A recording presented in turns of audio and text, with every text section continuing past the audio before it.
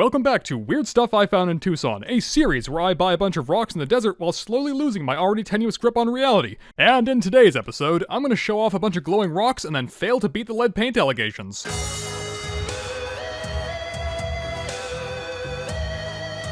Now that we've seen most of the major sales, these last two episodes are going to be closer to what you'd expect from a normal haul video, rather than the stream of consciousness from a rudderless madman. But that doesn't mean you're off the hook quite yet, because we still need to head inside this shipping container so I can show you something magical. These are the gemstone mosaics created by an artist named Z, or Zed as he's known in the UK. Each of these have a steel exterior with shapes cut out and gemstones shoved in. I don't think I've ever seen gem-grade material used like this in all my years in the trade, and yes, I do know that mosaics are often literally made out of pieces of cut stone, but as the hip youth would say, this hits differently. And that's because your traditional mosaic is usually made up of materials that have been cut and processed into rigid uniform shapes and then tiled together. These, however, embrace the stone's raw, impure, formal qualities and utilize their unique personalities to the fullest extent. Special attention has clearly been paid to things like form, color, line, shadows, and of course light, as all of these are backlit through some manner of light bulbery. Now obviously I can't just crack one of these open to peep the innards, but it looks like there's some layering going on inside there too, and oh sorry, it seems I slipped into art brain for a moment there. I'll try to make sure that doesn't happen again. Needless to say, if I could afford it, one of these would absolutely be coming home with me, specifically that one right there. But here's something I did end up buying at that sale that's more within the realm of my art teacher salary, and weirdly enough, it's also related to artificial lighting. This right here is Afghanite. Afghanite? Either way, as the name suggests, this stuff comes from Afghanistan, but unlike the much more famous blue stone that country is known for, this stuff does something very interesting when exposed to ultraviolet light. Do not adjust your screen, you are seeing this correctly. It turns a vivid neon orange color. I only know about this stuff because a gem cutter friend of mine called me up during the show and was super excited because one of the vendors here was selling it. And listen, I am a sucker for rocks that have weird gimmicks, so of course I had to go buy some. And while I was there, I also got some Hakmonite cabochons. These also came from Afghanistan, which means that they start out white when they're taken out of the earth, but then turn purple, I think through sunlight. I'm told that Hakmonite found elsewhere in the world does the opposite, where when it's taken out of the ground, it's purple, but then it turns white over time. Either way, this stuff is pretty cool, and I'm already getting some ideas about how I'm going to use it. We're not done with fluorescence quite yet, but first I have to show you this crazy piece of tiger iron that my friend bought. This came from a shop that was filled to the brim with gigantic slabs of the stuff. I mean, look at these things. If I ever get those big bucks for selling out on social media, I am totally gonna get one of these for my mansion. I think it would really complement the gigantic skull that I buy after my wife leaves me.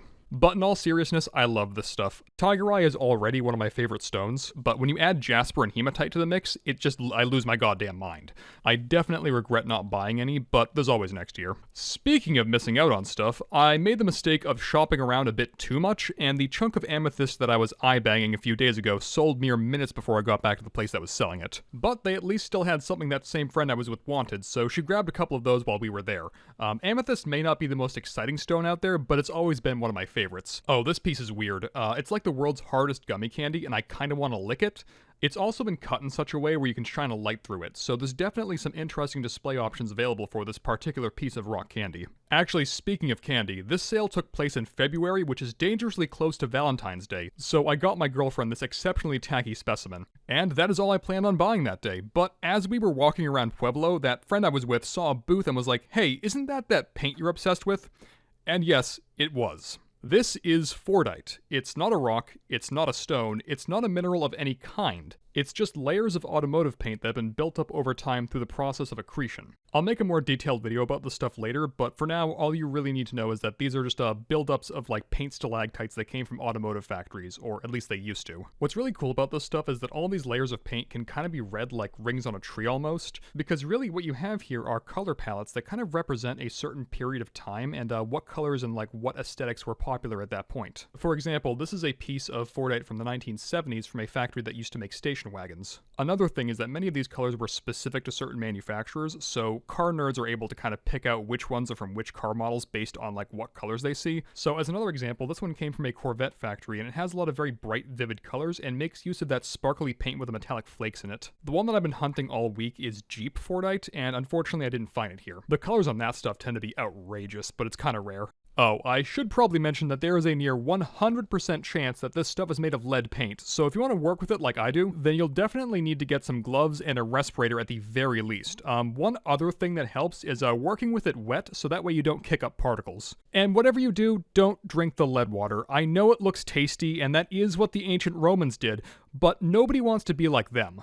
Well, I guess except for those people with Roman statue avatars that constantly use the phrase Western civilization, but honestly, lead poisoning's really not going to make much of a difference there anyway.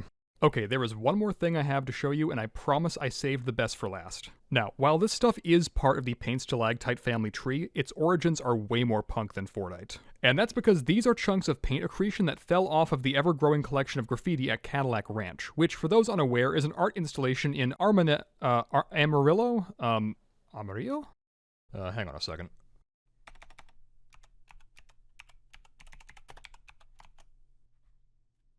Oh, okay. Armadillo, Texas, where in the 1970s, an art collective managed to convince some billionaire to fund their fever dream of driving 10 Cadillacs into the ground like a drunk god attempting to recreate Stonehenge in the most American way possible. Now, this stuff being a chaotic amalgam of rattle can paint means that it isn't as stable or solid as true Fordite, but that also means there's no limit on what colors could be inside of it, and that includes fluorescence. That's right, this stuff is UV reactive. Actually, funny story about that. At sales like these, it's recommended that you keep an ultraviolet flashlight somewhere in your bag just in case you see something suspicious and you want to check it for like glue or other weirdness. So obviously I'm using this specialized piece of testing equipment to stare at chunks of paint. But seeing that we were outside in the Arizona sun, this was about the extent that I could see even in the shade. So while I'm buying these, I know they're gonna be rad as hell, but I don't know to what degree. Now, I want you to imagine my excitement when we finally got back to the hotel room later that night, knowing full well that I was finally about to see these things under ideal lighting. I remember taking out my flashlight, turning off the lights, and then thinking, oh god, what is that? Okay, we have to talk about the hotel. So this being our first time in Tucson, we made the mistake of not booking a hotel before Christmas, so all that was left were insanely overpriced luxury hotels and insanely overpriced sub-mediocre hotels. Do you want to guess which one we picked? That's right, we chose to live the LARP of luxury at the beautiful Ramada Inn by Wyndham Suites. An unforgettable, award-losing experience proudly featuring weirdly stained carpets, an air conditioning system that I swear to God was blowing hot air every night, ATMs that aren't automated, safes that aren't safe. It just keeps flashing secure and good, and the door won't even lock. So, this isn't even secure nor good. And a continental breakfast where the continent is defined as just the state of Ohio. Okay, I'm done. Stay tuned next time for the final episode where we enter the Hollow Dome.